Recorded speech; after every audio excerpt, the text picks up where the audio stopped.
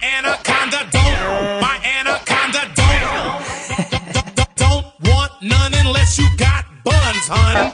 Money, I get ordered by swag, swag. Money, I get ordered by swag, swag. This is the K-Pop Cast, and in this episode, we'll be doing a deep dive into G-Dragon's power.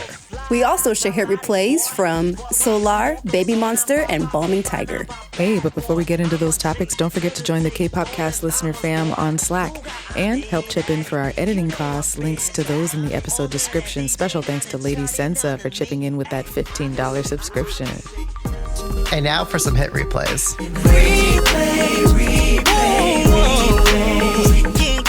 I'm DJ Peter Lowe. I'm Stephanie. And I'm your PD New Michaela, guys. And hit replays, of course, are song recommendations for the week. So, Stephanie, kick us off. What is your hit replay for the week? I chose a cover of a song that's very near and dear to my heart. It is First Love by Solar of Mamamoo. You're always gonna be my love. 언젠가 또 누군가와 사랑에 빠진대도 I remember to love you. Told me how you were always gonna be the one.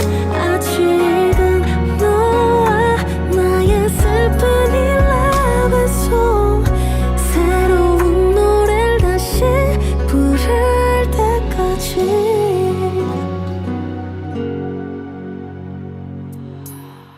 So Solar is the lead vocalist of girl group Mamamoo. She's been active in the industry for 10 years, really talented singer, beautiful, fun, warm, kind person from what we can tell. And I was so pleasantly surprised to see that she did this simple, gentle, understated cover of the absolute classic by Japanese singer Utada Hikaru, First Love. This is one of the very first Asian songs that I ever heard that catalyzed my obsession with East Asian music of all kinds. And so it just warmed my heart to see that Solar did a cover. I went and did some research and found that the First Love album was at the time the best-selling album of all time in Japan.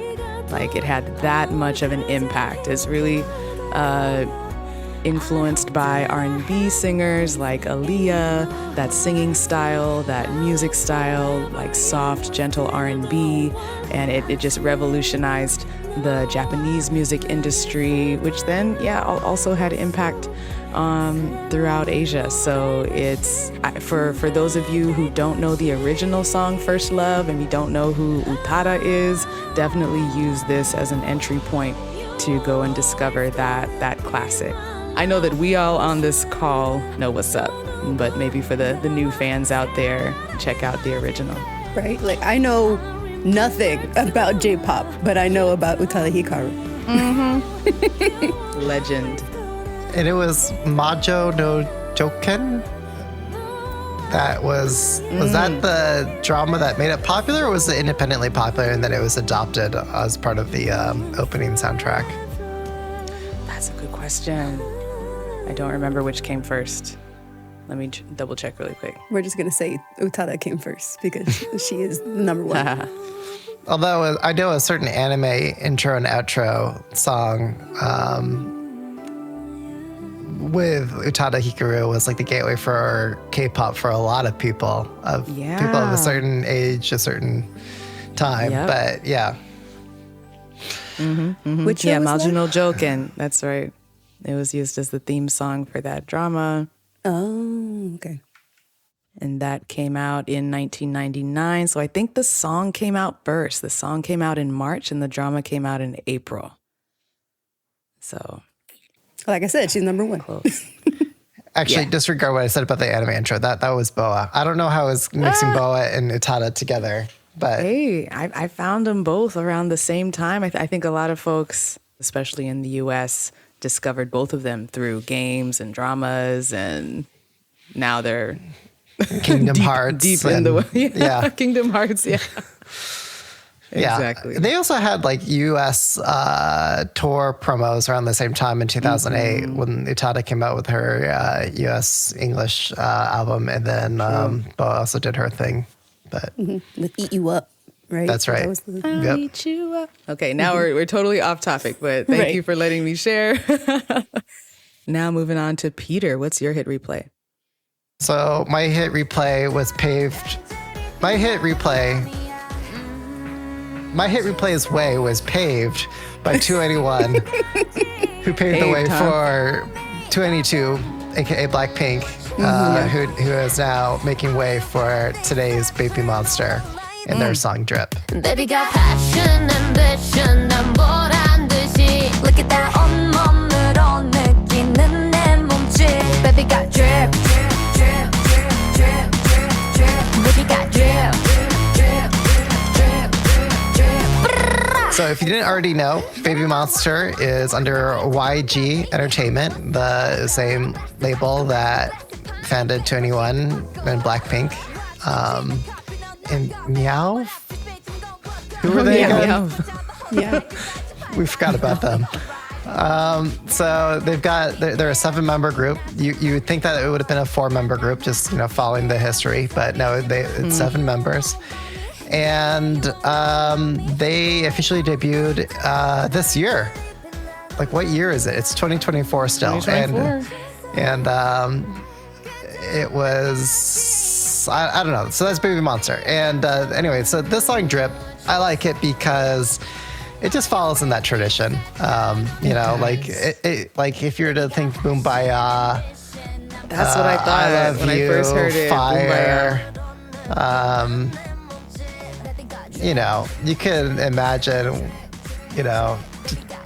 alternate vocal Dara verse, main vocal Park Bom verse, you can like substitute that for like, okay, this would be where like, Rose would enter, right? Like you could imagine it for each of these parts of the song. That And aside, this is why you like it.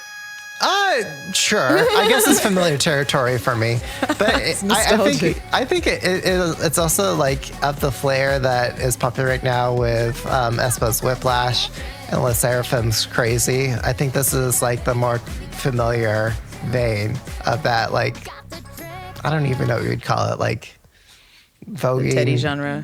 Pride. No, I'm talking about like Crazy and Whiplash, but. Yeah. Anyway, it's got a fun beat. I love the string sample that they use, and the third-party chorus isn't too crazy. I knew you were going to mention the party chorus. It's a YG song. Yeah, it's not too bad. Not too jarring. Yeah, but I think it's genuinely catchy, and definitely people requested it at my gig this last weekend. So I think this is probably... Next to Batter Up and the third-party chorus of Batter Up, this is probably their second best song. A strong maybe close to the year, a debut year for Baby Monster. Yeah. Yeah, I think they've left a strong enough impression. Yeah, basically the comment I left in the Slack was that it seems like every generation needs and deserves their own 2NE1 to grow up with. Oh, that's right. Yeah, and that was responding to me sharing that playing for different audiences and for different gigs, and speaking with the preteen demographic, Baby Monster is a group for them. Like they seem to be the most bought in on Baby Monster. So that's just always interesting to see where the different demographics are following different groups. But PDM, now for the best hit replay. What's your hit replay? That I know Todd also suggested.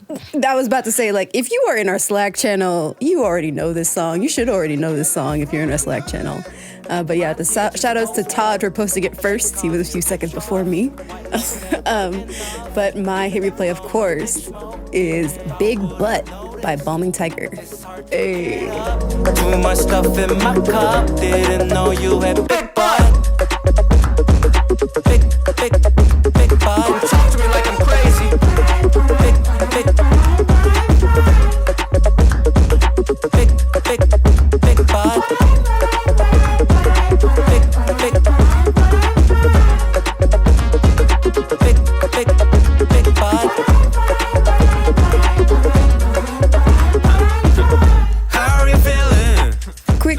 say, if you're gonna search up this song in YouTube, make sure you put Balming Tiger first and then Big Butt, because I ran into that problem a few times preparing for this episode.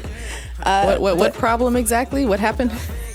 You know, if you just type in Big Butt to a search bar, you're gonna get the obvious results first, even though Balming Tiger is a very popular group. Obviously, they're gonna be second to whatever Big Butt is more popular at the time.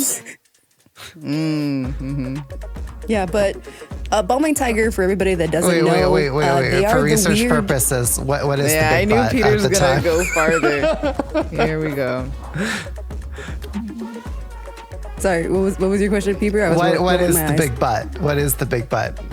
Since you been researching it. Well, if you so to get right into the song, the Big Butt, the song itself is Another a question. playful yet emotional ode to an unattainable lover that feels both innocent and bittersweet, capturing the essence of Balming Tiger and their love story. That is the official press of the Big Butt. You see me in Peter's faces right now. Eye roll, skeptical. Yeah. I mean, but like Balming Tiger is never one to approach a concept stereotypically. Like they are the weird alternative hip hop kids of the Very K-pop weird. music world. Like they came out in 2018. They made a name for themselves in 2022 with Sexy Nikim that featured RM of BTS, but they had already Sexy kind of Nikim. like established themselves, like I said, in that alternative hip hop scene for being weird. Like one of the reasons I love this music video is because they're really just playing into this like 90s boy band aesthetic. It's so with, cringe. with all the awkwardness that comes with that, especially when you have a group whose visuals aren't necessarily like idols. You know? Were they trying to cross dress? I wasn't sure with like the long hair aesthetic that they had going on. Some of them were. Well, it just kind of works out that a lot of the Balming Tiger members in the music video have like longer hair, so they're able to play into the the androgyny of it all. But there is, she's not featured on this song, but another member of the group, Sogum, is kind of featured as like the female lead, just like added in like star wipes and things like that. Because like the way some of these jeans are like fitting on them, and also the white long sleeve shirt, like it very could be like that they were cross dressing. I don't know. Yeah, but Balming Tiger is the group to do that. Like I said, they're not.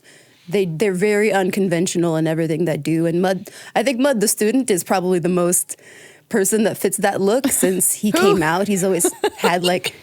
But he's the member with like the really curly hair, and he's like the super skinny jeans and long legs, and he's like super skinny.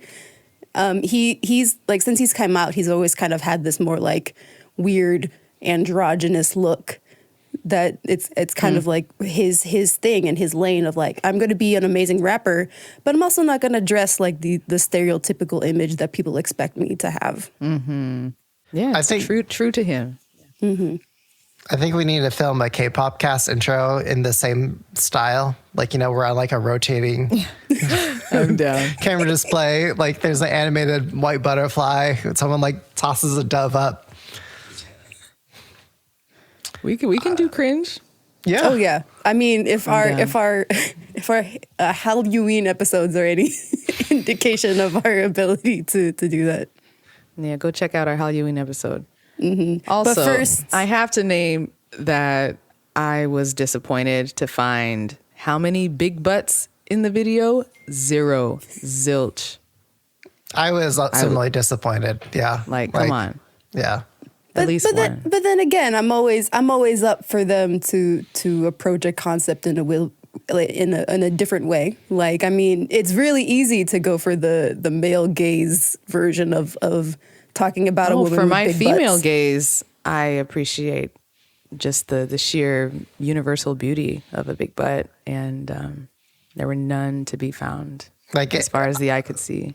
If it was just these members, posing with their derriere, at least I would have checked that box, like that would have done it for me.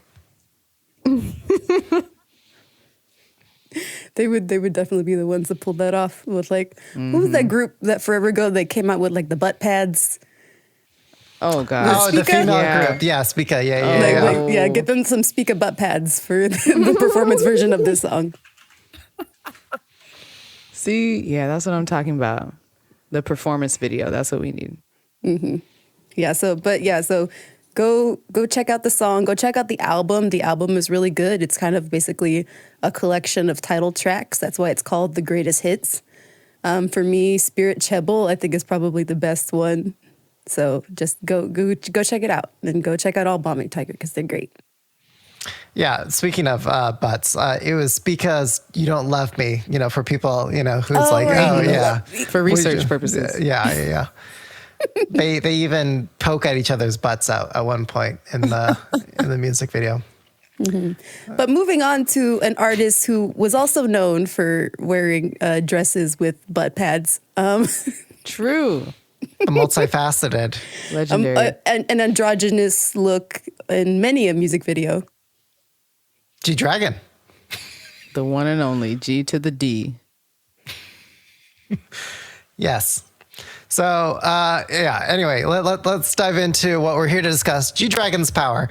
But before we go into reaction on this song, PDM, you've prepared some Wikipedia background. Who is this Yes. guy? Where does this song come Who from? is this guy? First of all, disclaimer.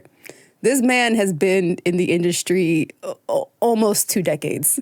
There's no way I can fit everything about his career into this my little 5-minute clip. So there are going to be things that I'm going to skip. Firstly, I want to if people want to know more about Big Bang's history and his part in Big Bang's history, I would have you go back to our 10-year anniversary of Fantastic Baby, where I basically did that, and I went through basically over 2 decades of Big Bang history.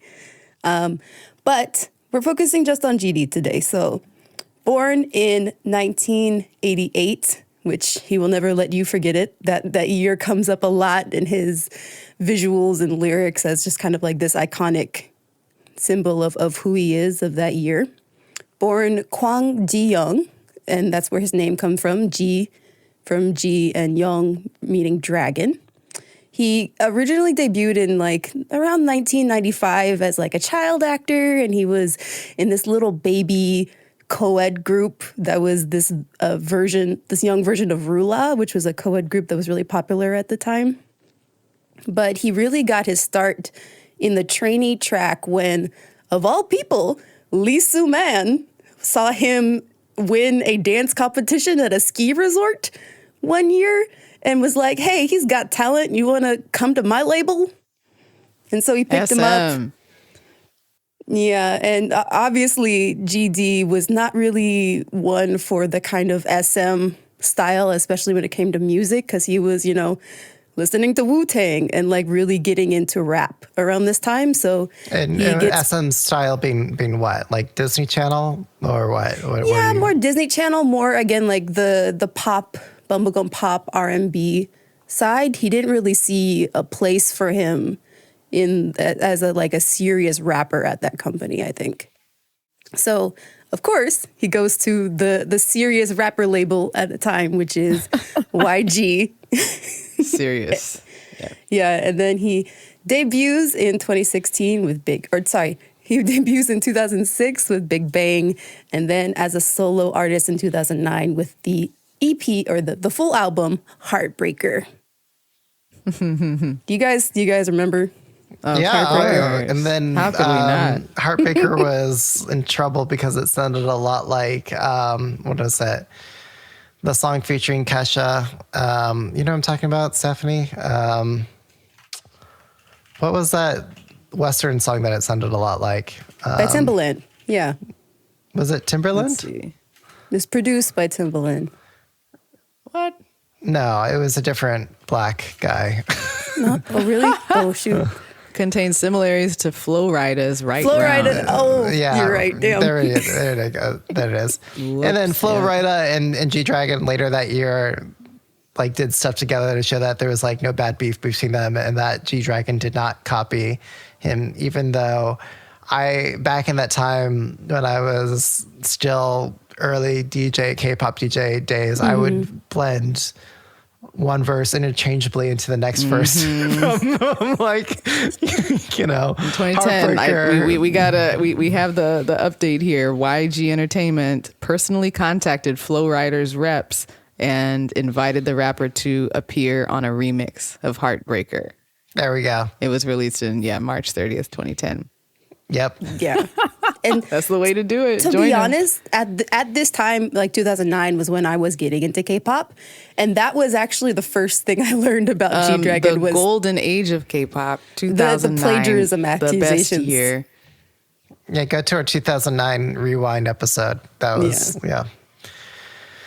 Yeah, but lastly, just to wrap it up really quick, some quick, again, because he's been gone for a long time. So there are a lot of people who probably don't know who G-Dragon is even now in 2024. So just a quick OG list of the things that he's been responsible for in K-pop. He's the original idol producer. He was the first idol to be registered in the Copyright Music Association in 2011. He is the original or the origin of K-pop airport fashion because he wore an MCM backpack that everybody fell in love with. It went viral all over Asia. They even had to create their own Korean distribution because it wasn't even distributed in Korea at the time, just because everybody was trying to get this backpack. And then he is the original K-pop like fashion ambassador, like of her. In 2012, he became the first Asian man, let alone Korean man and idol, to be an ambassador for the luxury brand Chanel. So, Yeah. I think there was question before he announced, last year that he was working on an album that he was maybe going in a different direction, much like his peers, TOP. It says like, you know, he's looking to get into art and NFTs. Oh, TOP. Bad decision. And so, you know, G-Dragon also went to CES, I think that same year to, you know, show that he was looking to get more into technology and starting his own tech company or making investments there. You know, which I don't blame the guy for trying to diversify his portfolio, but, you know, it's just because you're good at producing music or being a celebrity doesn't mean you're a good tech leader or executive. So I think it's a very welcome return after all of that, that he's kind of returned to his roots with this song. And I think it's also worth noting that Big Bang as a group is like one of the few male groups that dudes like too. Like, you know, I think there's something about the zeitgeist, the fun, the attitude, even the artistry with like Big Bang that like, it doesn't feel like it's going for like female gaze or female, not thirst per se, but like trying to capitalize on what makes girls buy albums, like, you know, trying to create that like monetary structure. Big Bang just was trying to just create good music. And I think that's what we're getting. And not to say that all these other boy groups don't make good music, but I think that was just like the real big focus with Big Bang and like really zany, quirky concepts. And I think if I can go so far to say, Stephanie, Michaela, correct me if I'm wrong in saying this, but G-Dragon is like the male equivalent of IU in Korea in the sense that you don't have to be a VIP, like a fan, like a fan, like a K-pop fan to appreciate and listen to G-Dragon or know who he is. Like, you know, if you're someone on the street in Korea, you'll know G-Dragon, even if you're not a fan of Big Bang per se. Sure. Yeah, you see someone whose talent, whose just icon status is unquestionable. And he has a cute baby face too, like IU. Yeah. Okay. Well, is there anything that we wanted to say about the reception? I think some of this other stuff I think we can get into later, but Okay. specifically before we get into the reaction, I wanted to note that this song specifically is he said in his interview with UJ Suck that the song, one, obviously is about strength, but it's also about specifically like the satire about power and like the way the media conveys it, and this idea of like blending various forms of strength. And so that's kind of like what the overall concept of this song was initially for him. Yeah, I dig it. All right, shall we dive in? Yeah. Okay, so we're all going to react to this if YouTube doesn't block us from reacting to the song. If it cuts out, you'll know what happened. YouTube blocked this section. We're watching G-Dragon Power, the official video, not the performance one, the official video. And we'll hit play at the same time, counting back from 3. So here we go. 3, 2, 1, go. All right, power on. What bothers me is that sound was only on my left channel, and then the music I goes heard on that both. just in my left too. Yeah. Seizure warning. It's a little flashy in this music video. And this is just so iconically G-Dragon from the top, you know, with Yep. like the altered vocals and like the swag. It's like, what is he, like Johnny Depp, like, you know, pirate / rapper version? He's always leaning back. He always looks so relaxed, swaggerific. He was sitting on the floor. Who starts their video like that? And it's like, it's not a car, now going into the small car. It's so like on point for G-Dragon, so on brand for G-Dragon. And this is all one big set, all one long cut. So like I'm not He seeing called any himself the interruptions. GOAT. You know, Yes. the greatest of all time. There's Of goats course. in the video. I love the old ladies playing cards in the back.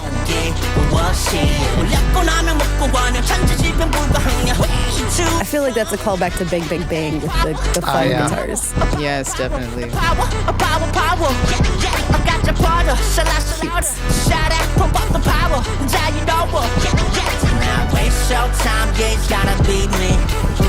So are the red hooded guys like the metaphor for power throughout? I thought they were like representing like the different versions of him in that scenario, As a newscaster? Interesting. or as the subject of news,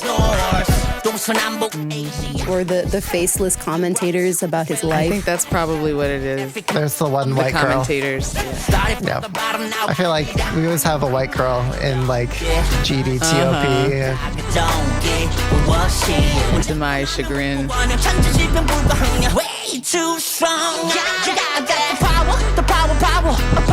Yeah. And then When I dance on the bar like Who this, else shows everyone up? knows so. Red Lick. Oh yeah, Red Lick from Street Woman Fighter too. I wonder who the other dancers are. Yeah, they're all great. Flying high. What does this 88 mean? That's It's the year a he's year. born. Ah, of Like course. 1988. Were Thank you you, watching guys. our episode? I'm Or sorry. listening to my lovely introduction yes, of the- G-Dragon. That's fine. Yeah, I know we gave a lot of info. It's so short. I hate how short songs are now. 2:47. Yeah, but quick commentary about like the idea of it being a one take. The other thing that he did mention in his interview was this idea of previously in years, like he always felt like he was cornered by a lot of things in his life. And this new perspective of not seeing himself as being cornered, but knowing that there's always like a hidden stage behind him. It's not that he has his back against the wall, but he can just find wherever the door is in that situation. And so I feel like this kind of like one take of going through all these different scenarios, and especially with like these faceless commentators on his life, it's him kind of like finding the path through all those moments where he felt like he was boxed in, but no, he can just make a door and go into a new world. Yeah. And it's not just like walking cleanly professionally from one door to another. He kind of like No. rolls and slips and slides, in his own style, right? Like, because he is He's so physical, yeah. But like but relaxed. but like, this is why I really say, like, who's that pirate from Pirates of the Caribbean? Jack Sparrow. Jack Sparrow, right? Like, Yeah, it's like the Johnny same sort Depp. of like, mannerisms in his body language that G-Dragon has been doing for a long time. So yeah, he just slips and slides around. And it's so iconic that anytime anybody tries to imitate him, they call it the G-Dragon disease, like specifically because it's such a specific way, a swagger. Yeah. Yeah.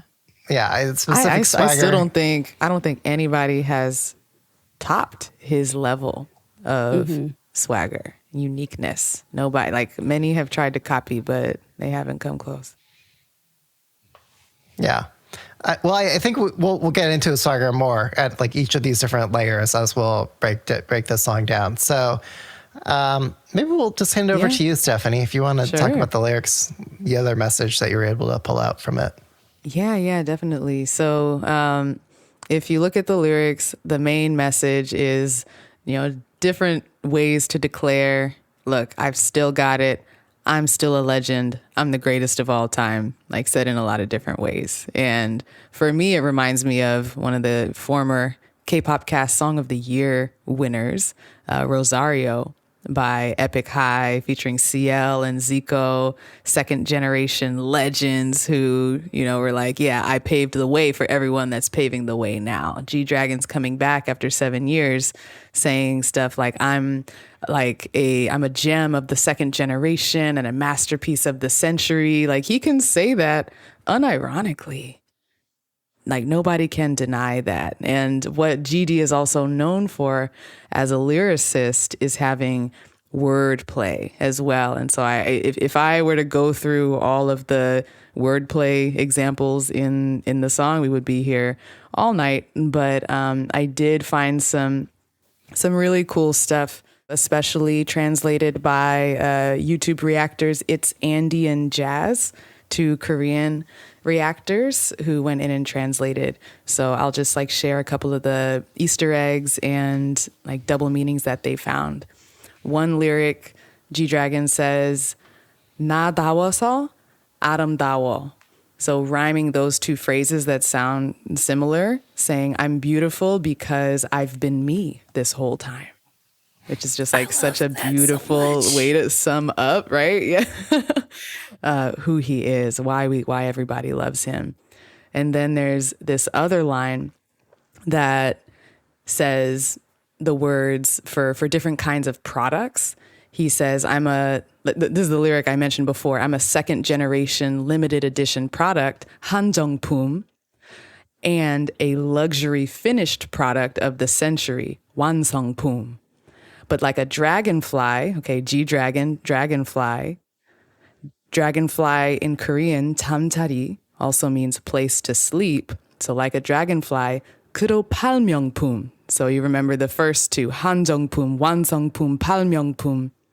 If you say it fast, 팔명품, meaning a global product or new invention. Sorry, not global product, new invention. But if you say it just audibly and listen to it like it's English, 그로 팔명, global, means it sounds like global in English. So there's 3 layers of depth to the wordplay, how it is spelled in Korean, what it means in Korean, what it sounds like in English. It's and that's just one line. You could go through many of the lines in this song and find so many gems. There's another line here where he says, he refers to, I don't think we talked about this too much yet, but G-Dragon was embroiled in scandal when he was investigated for drug possession and use. It was a huge deal in Korea because he had a pretty spotless reputation before that. He ended up being acquitted of the drug charges.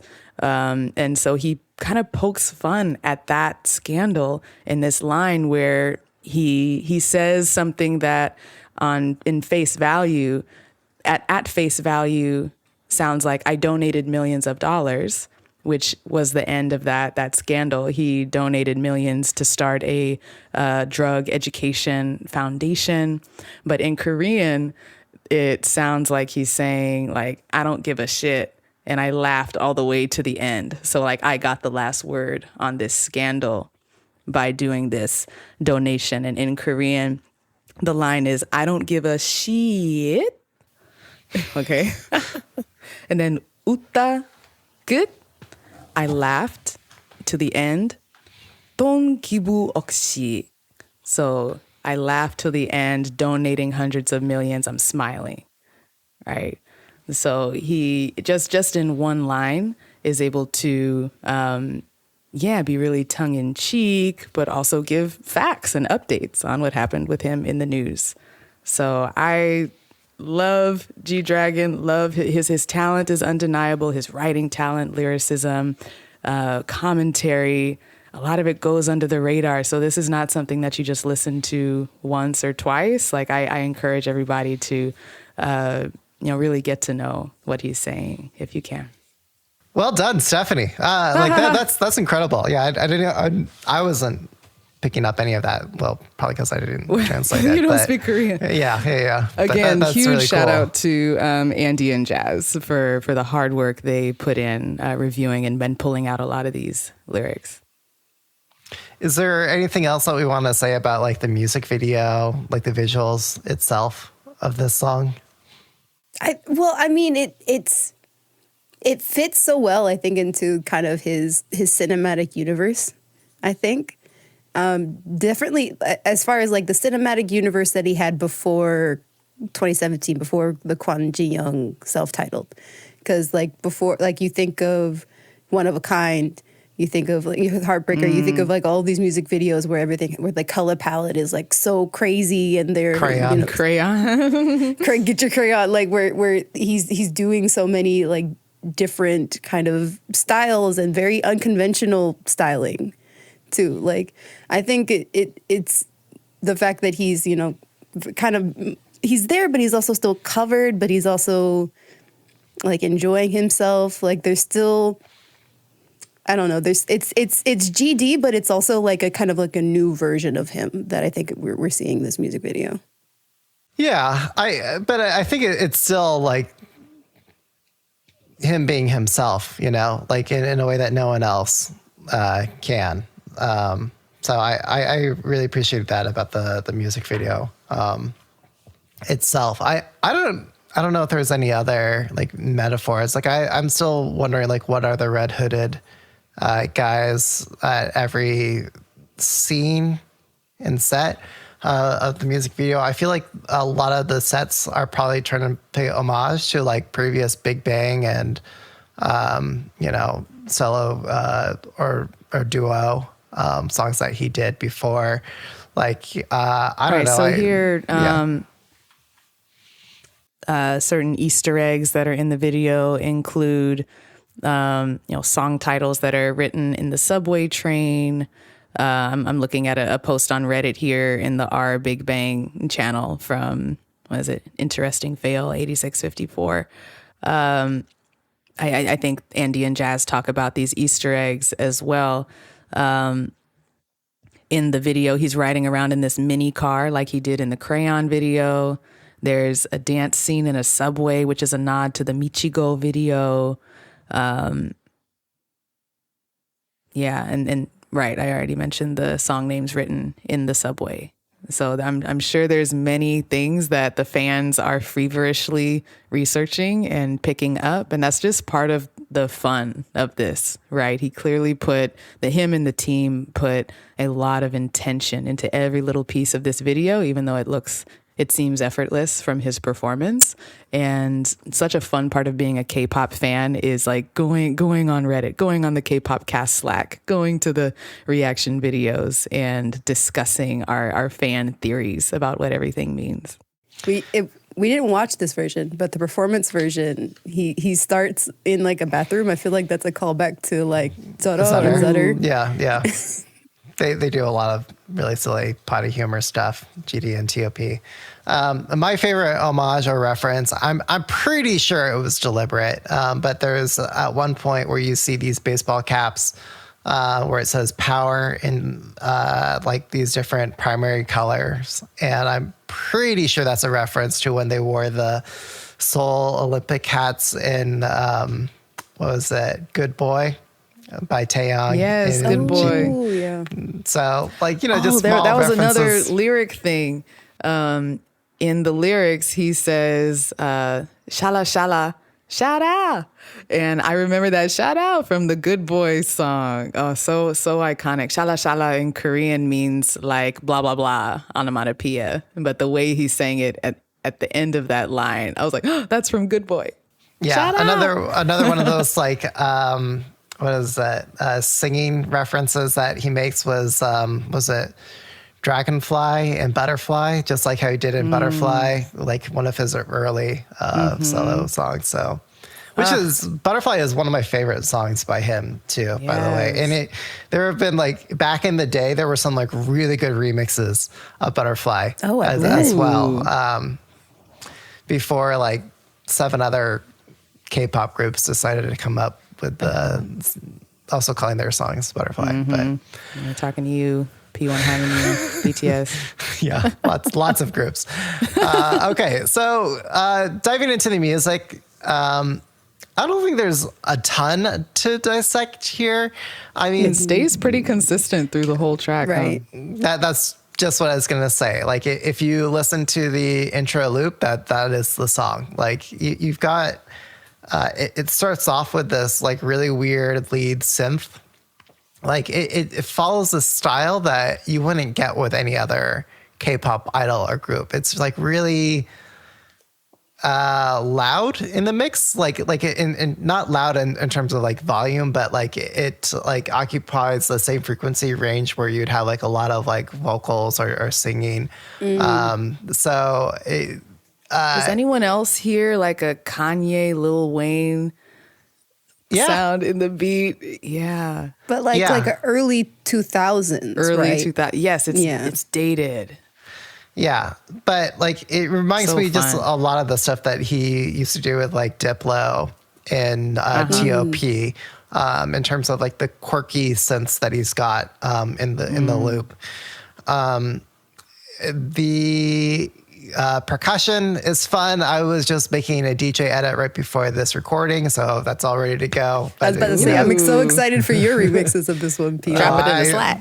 I haven't DJ made any Pilo. remixes of this song yet, but like Resident DJ. if you do want to make to all the other music producers out there, it's very easy to make a remix of this song because the song is just 3 chords on repeat throughout, nonstop. It goes from G major, E minor to B minor on a perpetual loop, and then it gets interesting because on the chorus, then you start having a bass line. Whoa, interesting. Yeah. That's deep. Yeah. It was just on the chorus, pre-chorus, post-chorus that you had like the bass line, you know, where it adds depth, more anthemic quality to the song by having those deeper bass synths at those moments. But yeah, I mean, similar to what we were discussing in our last episode with Apata, you know, right after the intro, you've got the chorus right off the bat. And I think that helps hook people into it. But I'll confess, like, I did not like this song when I first heard it. But re-listening to it, it's really grown on me. Like, I think it's, you know, I just really love his unique pronunciation and like like you hear it in the song too. It's like the same way he walks in the music video is kind of like the same way he like sings it. It's like this sort of like mischievous, not taking oneself too seriously, borderline rebellious. Like, you know, like I'm not going to Definitely follow. rebellious. Yeah, you know what the law, what the culture is. So, yeah, overall, like this is just a G-Dragon song. Like if you were to play me this entire song with like the vocals removed, I would say this is like a, you know, G-Dragon TOP sort of song. So But I like And it. his delivery just adds so much more to it as well. Yeah, yeah. Oh, by the way, there are like weird things that they do, like he'll layer and modulate his voice, which is something I think has been in a lot of Gigi and Big Bang songs as well. Like I think at the very beginning, I wasn't sure. I couldn't decipher what it sounded like, but according to the captions, if I'm reading the captions right on YouTube, he says Ubermensch. Oh, yes. Ubermunch. Yeah. I don't know what that was Well, referencing. I think Ubermunch just means like the ideal superhuman, supernatural kind of God figure. And so that's how he's describing himself. I've got the power. If I've got the power, then you are that kind of figure, Ubermunch. In German, at least. Yeah. Yeah, he's probably reading Nietzsche too. It's like the real, like, common person philosophy intro Totally. text. But anyway. Okay. Well, that covers it for music. Should we give our final scores? Yeah, I think we're ready. Oh, Stephanie, do you have anything to say about from the performance video or the movement? I didn't catch that in time. Okay. But yeah, did you want to share anything you noticed? I just the performance video, at least, just from again, like more of like the dancing, the styles that we've seen from him before, like especially when you see so many dancers behind him doing that, it's like it's really cool. I was very thrown off by the editing of the music of the performance video. It felt like, again, the opposite of what we want a performance video to be like, because it was all of the filters and the cuts made it very hard to focus on the movement. It was very like there was a lot going on the screen. yeah. You need to was- listen to us fans. We want a stationary camera, one angle with all the dancers' full bodies in view. Please, someone hear our prayers. I don't know. I'll push it back against that. I actually really like the performance video. It was sort of the opposite of Power, and that Power was like, practical effects, one shot, uninterrupted take, even after the end. But with Power, they do have a few different cuts. But what I really like about Power is how it just like starts narrow, small. He's urinating. Starts in the narrow urinal stall.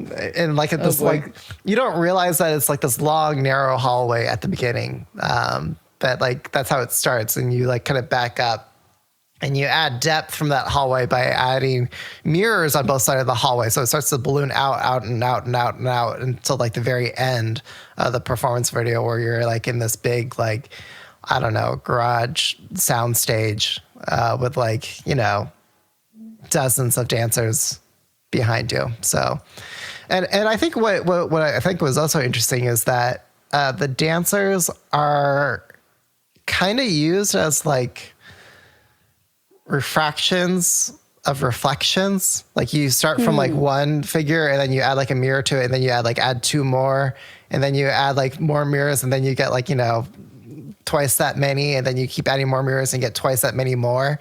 And I think it's like that sort of like doubling and like tessellation look that you get in the performance video was, to me, seemed really profound. Like it was trying to say something, like maybe it's starting from like one person and ballooning that impact. But I don't know. I just thought it was really interesting. I'll concede from an artistic standpoint, it is a great music video, but I need to see more of him. I guess I just want to see more of Gigi performing. Like I said, it's been so long, and we've had little glimpses of him on stage at Taeyong's concert, and then before that when they came back together as Big Bang. But this is just solo Gigi. Getting to see who he is as a stage performer, especially now where he is in his career. I'm like really excited to see that. So can I just ask the basic questions really fast? Did you guys like the concept? Yeah. So fun. Yeah, I thought the concept was great. Yeah. The music was good. Yeah. Good. Yeah, it grew on me. I didn't like it at first. I know you did it. The performance quality, Yeah. I think especially the music video, the performance quality was there. Yeah. And did it convey the essence of K-pop? Definitely. One could say nothing that Gigi does could not convey the essence of K-pop in the sense that he is the essence of K-pop. of K-pop. Yeah, absolutely. I was going to say, make a similar remark. It absolutely is that. Yeah. Yeah. All right. So taking all of that into account is this song. Daebak or not. Who's going first? I guess I am. D to the B, G to the D, Daebak. Okay, so Stephanie says Daebak. I'll go along with her. It's definitely Daebak, yeah. Michaela. And it is unfortunately a soft Daebak for me. Oh, okay. All right. Well, we'll take a soft Daebak. This is a binary scale, so it's either thumbs Right. up or thumbs down. I know. Do you want to say no? It's fine. I'm no, because there's no way I could convince myself to be a not for GD. I think I'm just trying to be devil's advocate in the sense of like Peter, this was a grower for me because of just where it is in his whole discography as a song. True. But again, having him back and thriving in the way that he says he is now is I can't say not to this. We love to see it. Wrapping up. Any final thoughts? This is I don't know if we specifically said this. This is a pre-release for G-Dragon's upcoming comeback album. So we don't even have a title track yet, right? Yeah. So I don't have any information on the album, like how many songs are on it. He's been working on it for 7 years. I know who knows what's going to be on this one. Power is a good sign. It's piqued my interest. Mm-hmm. Yeah, it's not going too crazy weird or like straying too far from what made them popular. Like, was it Big Bang's reunion song? Like that was a waste. Yeah. I feel like I'm going back to when we were brainstorming out which song to cover for Daebak or not, which song to deep dive into. And on our team call, we started talking about how Power deserves a deep dive to be chosen, kind of because a lot of us were expecting a letdown, another waste. A lot of us were expecting like some soft kind of indie, whatever, like track like Big Bang put out. Yeah. And like so many artists who go on hiatus, they come back or they have a goodbye song that's like lame, throwaway.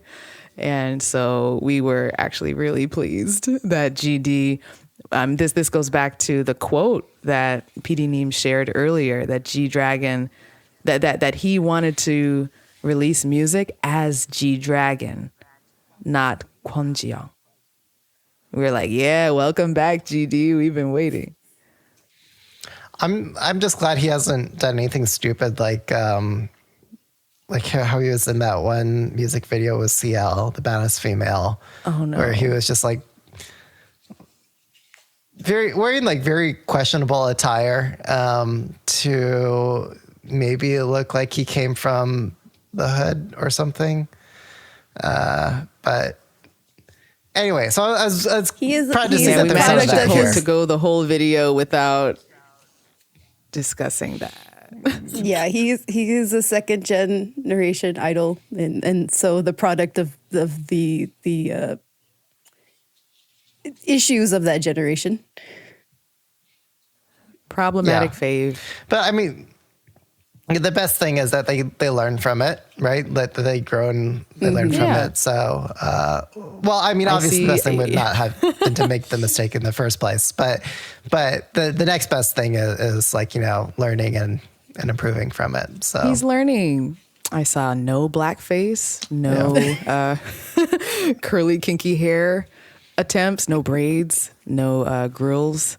He is wearing a bandana over his head. Yeah, but you know what? Given what he has committed in the past, I'm letting this slide. He's learning, baby steps. But the way he's wearing the bandana, it's like he's like fashionable homeless person, It's like no, that the way he's wearing it is a black style. Oh, okay. It is, yeah. That is a black fashion kind of thing. Just wearing it hanging down along the sides of your head with a hood or a hat, with a hood or a hat over it. But you know, not as egregious as things he's done in the past, fashion wise. Because fashion wise, it looks like he went thrift store shopping. Mm-hmm. You know, but he's in some oversized that's kind of always suit where thing. he's been. Like, it looks like a thrift store because he's always ahead of the trends. Like, it looks out of date to us, but in how many or so years he's going to be on point. yeah. And I like how he like painted his nails and he's got like all the quirky like rings and stuff on just so he can be very, what is it, Jack Sparrow. Yes, that's right. So Oh my gosh. Please go on tour, G-Dragon. Would love to see you live again. One of the most memorable live performers. yeah. And it looks like it's very likely that it will happen because he signed this year. Like, Power coincides with the news that he signed with an American label. The name of which is Empire, right? Empire. Yeah. Same label as Shabuzi. That's what I'm talking about. Let's go. Just See you in don't- the States, GD. Yeah, just don't book too big venues for yourself this time around. Like, No. Well, I mean, remember when there was rumors he was going to come to the Sphere? yeah. But like, I don't know. Like, what is it? Oakland Arena is too big for him. You know, he's more like a Warfield sized. I wish there was a venue that's in the middle of those two, you know? But whatever. But then you also like, I think that was like one of the pitfalls of his last U.S. tour was that he booked very large venues instead of like these smaller theaters that he maybe could have, or arenas he could have, because of the size of that tour and like not compromising on the production value that he was bringing to each stop. Yeah. He wanted to do all these effects and stuff and have the big team. Mm-hmm. Which I love that. I don't want to just have him on the stage with a backing track. But I face this all the time as a DJ. Like, there are some songs you only play at the big venues when you have enough critical mass of bodies there, right? Also, conversely, there are some songs that you play more at the smaller venues where there's enough bodies there. But like, there are songs you just don't play because it doesn't work unless you have that critical mass of people and the spectacle of a big venue. Because like there are lots of songs like at some gigs, like, you know, people will request something that's like, yeah, but like this is not the place to go hard or the right time to go hard, you know. It's like, or when, you know, you're having like a cup sleeve event, like, do you expect people to get down? No. Like, I would. I mean, right? Where's I mean, the we banger would. clangers? well, you need to create a space within a cup sleeve venue where you can have a small enough, dark enough space where you have enough bodies against each other that you can have that effect. But like, while people are casually sipping their boba, like, no. All right, we'll take your word for it, DJ Peter Lowe. Well, we'll be looking out to see what's in store for G-Dragon after this album comes out. Yeah. All right. Yeah. You can plug our Wrapping up. things. So you can follow me at DJ Peter Lowe. I'm Catchlight27 on IG. And I'm at PDNim on the K-Popcast Slack, and you can find all of us on the K-Popcast Slack. And if you want to support this show, please consider donating to our Ko-fi. And we'll catch you guys all in the next episode. Bye, everybody. Bye, everybody. Welcome back, GD. Turn love around, you. stick it out, show the world you gotta.